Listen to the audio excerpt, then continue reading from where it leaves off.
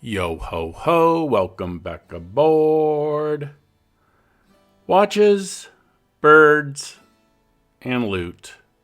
I like. That's what we're covering here. And we got crazy birds today. First, we're going to do a bird check. Do we do a wrist check? No. We don't do wrist checks here, do we, Finley? Do we do wrist check? Why are you running away? Come back here.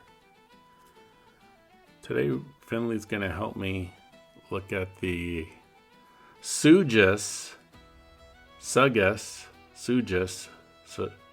I don't know how you say it. Chrono Heritage S457 chronograph with the power reserve. And my fingers are healing up here a little bit. I've been getting bit up. If you followed our last episode, it is molting month. Molting month, so the birds get all bitey and they attack me and bite me, and I didn't even do anything wrong. I'm like being real nice to them. So like, here's the case it comes in. This is kind of interesting. So this is one of their newest, probably their newest model that's out. It came in this case, but then I had this case came the other day with that which I haven't even got into yet. The blue and the whatever sea stern GMT with that crystal sapphire bezel. So I don't know. They come in different. That's a cool case, so it says something on there. I can't read it. Professional something. I don't know. We put this back in. We'll get out this Sugess,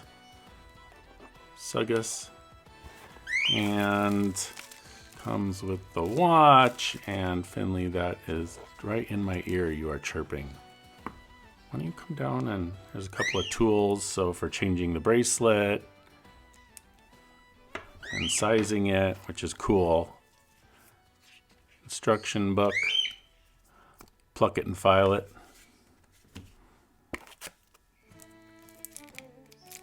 Warranty card, and that's it. So let's put that away. Get into the watch.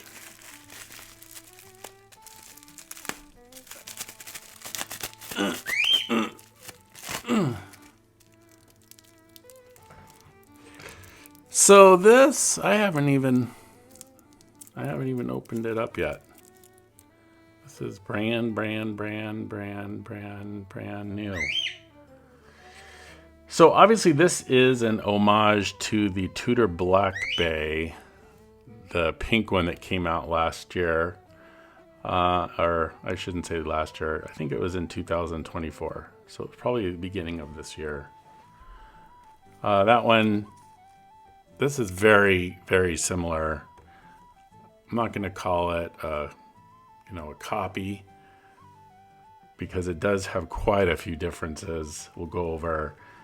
First off, the price. This is $275, give or take. The Black Bay is retail for just under $6,000. But then the flippers got a hold of them, and it was a run of just one run of them. I don't even know how many, but I mean, they were selling for $9-10 if you could even get one. Forget it. I mean, I'm not going to pay double. So that was not even an option. Just because it's pink, I don't know. But the flippers got a hold of them. The Tudor Black Bay 200 meter watch. This one's 50 meter. It came on a 5-piece link bracelet. I'm just going over the differences. This is a 3-piece link. It had the T. That scare you? It had the T-fit clasp. This one does not. So it's just a standard clasp. All those crowns were screwed down on that Tudor Black Bay. This one, only the pushers are screw down. It's very strange. The main crown is not screw down. That one was automatic, 70-hour power reserve. This is a totally different movement. This is mechanical. It's not an automatic. So, you know, and one of the things, one of my pet peeve, that Black Bay has a 22 millimeter lug width, and this one only has 21. So it's a big difference when you're trying to find straps for it. If you want to put it on a rubber strap or a leather strap, 21 is not super common. 22 would be much easier, but for some reason they went with 21, even though it is exact same size case as the Black Bay. So very interesting selections of choices there. This one is obviously pink. The Sugess also comes in black, white, so panda, reverse panda, a light blue, and kind of like a light green color. I wouldn't call it a lime green. Maybe I could throw up a picture of all the colors they have that they're offering. So again, this one 50 meter water resist. Probably because of that main screw down crown. So just light hand washing. You can't go swimming with it or anything. So let me get the plastic off here and then we'll start looking closer at it. Okay, so we got the plastic off. So here we go. Get a better look at it. You gonna eat that, Finley? That looks delicious. So this one, the first thing I'll point out is, let me get my little finger. Boy, it looks big. This finger is not as small as oh yeah, it's not too bad. The power reserve indicator. So I wound this all the way up, and if we can zoom in, we can see it goes to 40. So that's, it's got a 41-hour power reserve. So, okay, that makes sense. Domed sapphire crystal. So we can look at that. That adds quite a bit of thickness to it. It's 14 millimeters thick, which includes that crystal. This is really a beautiful watch. It really is. All the things are the same as the Tudor.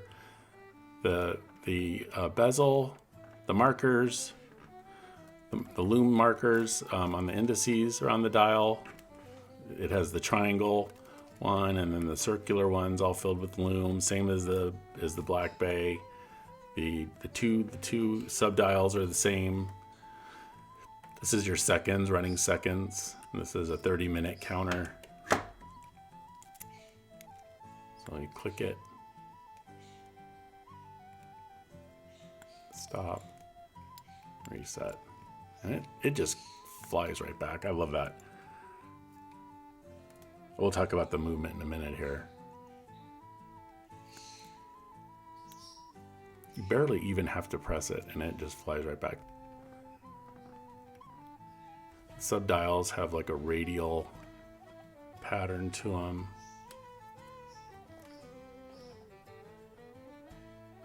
You can kind of see, kind of like a vinyl record. Spin me around like a record. The snowflake hands, I mentioned that. Has the little red tip. Exactly the same as the Tudor. Little red tip on that chronograph hand. So overall diameter on this is 41 millimeters, 14.1 thick. Lug is 21 like we discussed earlier. 49 millimeter lug to lug. It's polished on the sides, like fingerprints. Still has the blue junk on there that I hate scratching off. The 3-link bracelet.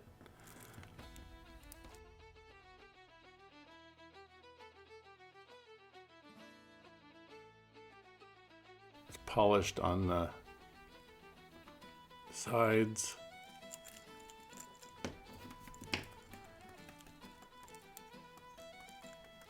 looks like milled clasp. Only 3 micro adjusts. It's kind of a bummer. And I don't know, I know they have like a T-fit style clasp. I don't know why they don't use that on this. I don't know how much more that would cost, but boy, that would make a huge difference. And then also the screwed in links would be nice instead of the little push buttony guys, or they push ones that push out. You can see the little arrow, so you push there and it shoots them out the other side. It's kind of so annoying.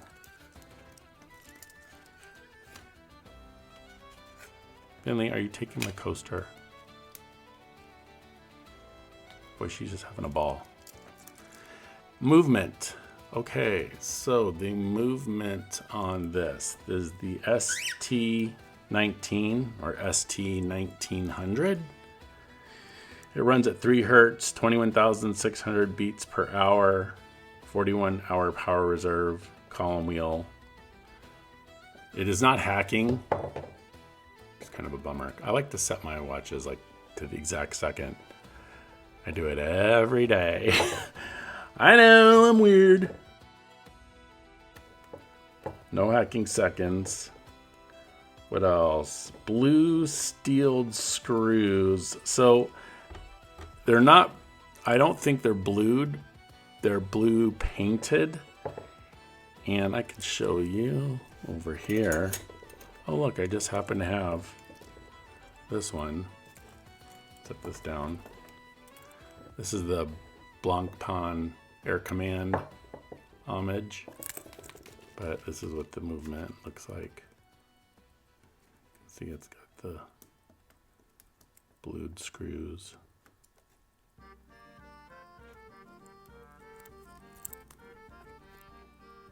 I mean, it's super pretty. Get him, Finley. This movement, you know, has a really rich history. It goes back to 1961 when the Swiss movement manufacturer Venus, which is now defunct, sold its machinery, sold everything, blueprints for the Venus 175 caliber to China. So that's how this one kind of got its roots, or where its roots are. So excellent movement. Let's get it on the timegrapher. We'll take a look at it. This one, we can put that other one too on the timegrapher, that Blancpain looking one, and see how it compares.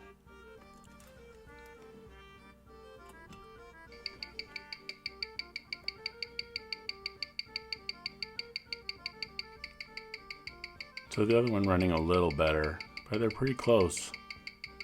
Here's the lume on it.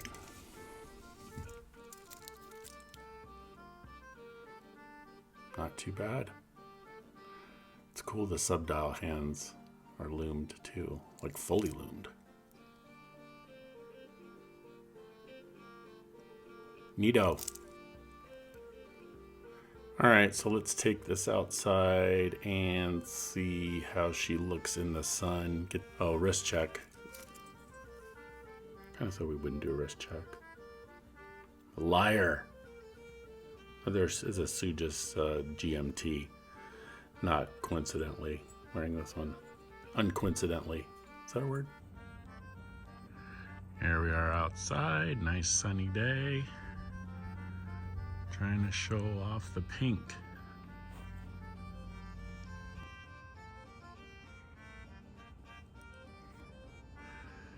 Ooh la la. This is a Strap Habit green Epsom leather strap. Oh, the pink and green? Come on. So good. All right, that's all I got. Finley, let's say our bye-byes. Oh, want some petties? All right, guys. Like, subscribe, all that jazz. And remember, feed the birds. It's only a tuppence a bag. Maybe less if you just pet them. Maybe you don't need to feed them. You save some money that way. Ooh, I like saving money.